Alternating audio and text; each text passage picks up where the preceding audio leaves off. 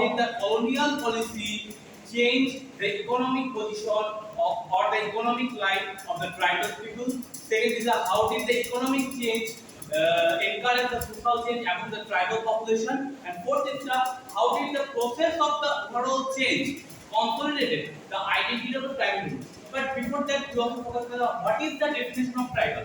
Basically, the concept of the tribal associated with several tribes like blood relation, language, separate identity, separate location, etc. But in the case of the definition of tribe, there was debate. Sociologists argue that the tribal group is basically a social group bound by the kin and duty. They associated with specific region and also had a autonomous identity. But archaeologists argued that no, tribal people is basically as a primary simple society whose economic base is basically simple and social base is simple. So it can be said that the tribal society is basically simple society. But during the colonial regime, during the day, in the definition of tribal population, the backwardness, isolation, uncivilization were priority. And several scholars like Samyukta Dasgupta focus on this point that the colonial authority used this notion to dominate tribal people for its own interest. So it can be said that tribal colonial authority used this notion of the uncivilization, backwardness, backwardness, isolation to dominate the tribal people. Now we talk about the tribal people of the Brahmaputra Valley. There are several tribal people of the Brahmaputra Valley, and according to census report and according to other report, it says that tribal people of Brahmaputra Valley are the Kachari, Lalung, Rabha, Mech, Hajong, Miti, and the Mil. Despite discussing about the tribal people of the Upper Valley, discussion about the coach and surnames is also important because due to the social change, some tribal people assimilated towards in the Hindu religion and gradually merged into the semi-Hinduist tribal group like the coach and surname. Now we talk about the position of the tribal people during the early colonial years. Tribal people basically engaged with the shifting cultivation during the early colonial period, but during this period, a change was happened. That is the imposition of agricultural policy of the tribal people. That is that before the advent of the colonial administration, the agricultural system was totally devastated.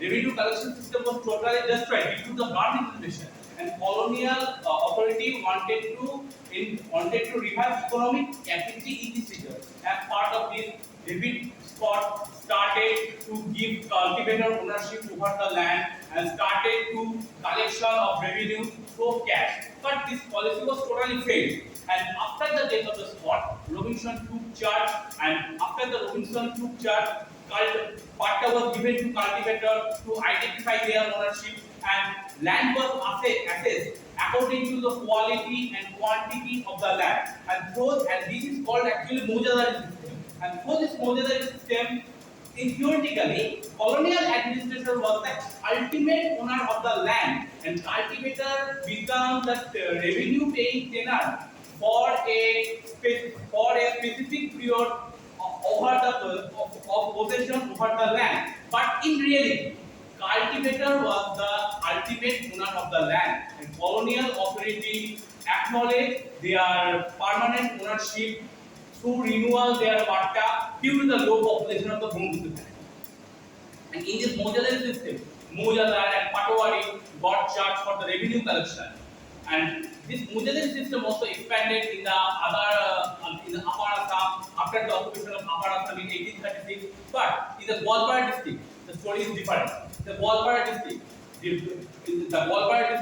was under the company administration from 1765, and in this Gwalpara district, permanent settlement was introduced for land revenue collection, and Jamindar were responsible for the land revenue collection.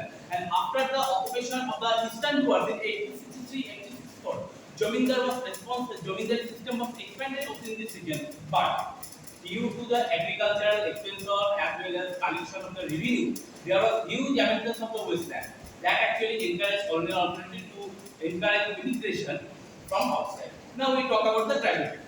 So we also say that the tribal people basically shifting cultivator, Hodgson, Robinson, even in the newspaper it is noted that most of the tribal people engage in the shifting cultivator. They basically paid goat tax and cultivated rice and cotton in the upper, hilly terrain or wild terrain. But in the 1881 report, it is noted that the Kachari people engage in the secondary cultivator. Most of the Kachari people in the Golpara and the Kamrup district, and they also work as seasonal laborers in the tea plantation sector in the Upper Assam, and they returned to their village during the winter for wet rice cultivation. That actually indicated their engagement in the shifting cultivation. Besides that, in the 1881 census report, it is noted that the Lalung population they basically engaged with shifting cultivation, but in 1901 report, it is also noted that no, transportation also have a seen among the Lalung population that Lalung population engaged with sedentary cultivation, and they basically migrated from hilly terrain to the riverine lowland for sedentary cultivation. And another thing is that in 24 September 1896, in a memorandum, Commissioner Assam stated that in 1880, a Santal colony was established in the Gwalpara region, Gwalpara district for agricultural expansion, and after 17 years, it is noted that several Raha and the Bodo people established their home in this Santal colony and engaged in the sedentary cultivation along with their Santal neighbors. That actually engaged in agricultural policy of the tribal people. Agricultural policy of the colonial authority actually encouraged encourage the tribal people for engaging in the sedentary culture. And another point is that pressure of the forest policy. That because that colonial authority knows that about the existence of the good quality timber in the good quality timber producing trees in the forest of the Assam Valley, and they wanted to protect this forest from the fire that is caused by the shifting cultivation. So the colonial forest administration colonial forest imposed open forest, and they they impose the forest first, and regarding the open forest as a reserve forest, that actually carted the right of the tribal people over their forest. So actually said that tribal people gradually shifted towards they actually forced to engage in the sedentary cultivation. But after the engagement in sedentary cultivation, they were several challenges. And first challenge is due to the opium cultivation, they become opium addicted. Second is the exploitation of the Marwari people. That Hunter also noted that during the time of the crisis, Marwari merchant lent money to the Kashmir peasant at the rate of the 37% per annum. That is very high. And they also face exploitation from the landed elite class like the Jamindar.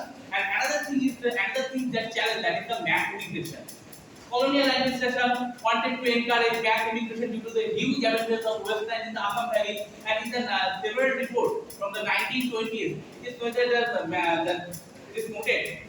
immigrant Muslim peasants established their settlement in the riverine lowland of the Assam Valley, and that actually forced the tribal people to re-establish settlement in the higher area of the district of the Assam Valley division. And during this time, due to the pressure of the sedentary cultivation, social fabric of the tribal people was also changed. For example, also noted that among the Kachari people, in the Boro people, the concept of the right of personal proprietorship over the landed property was absent. But in the 1901 report, as well as in the writing of the it is noted that concept of the personal proprietorship become prevalent among the tribal community in the Assam Valley, and this change also seen among the social structure of the tribal people. For example, in 1881 report it is noted that among the Lalung population, both matrilineal and patrilineal concept of the family was seen, but in 1901 report it is noted that Lalung community totally developed as a patrilineal community, and even the Miri community they transformed from the animistic community towards the Vaishnava community, and tribal people, some of the tribal people who gradually assimilated in the Hindu population, they become known as the Tharu Koch and Pani Koch. They become expanded the Hindu religion, Hindu religious population in the Assam Valley. So it can say that due to the economic pressure, tribal people, the economic rights, social rights, cultural identity, that totally challenged, that is threatened. But this challenge, this threat actually consolidated their identity, and when tribal people become aware their identity, their economic right, their culture, their social identity, they form their identity,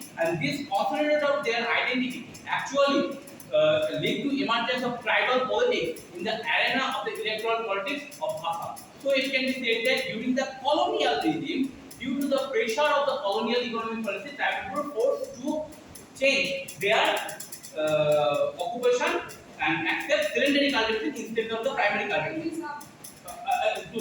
After the acceptance of the secondary cultivation, they faced several challenges that actually threatened their economic right, political right, social right. But this challenge actually consolidated their identity.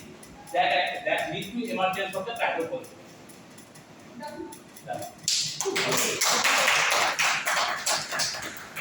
any questions, any remarks on this wonderful and wonderful presentation?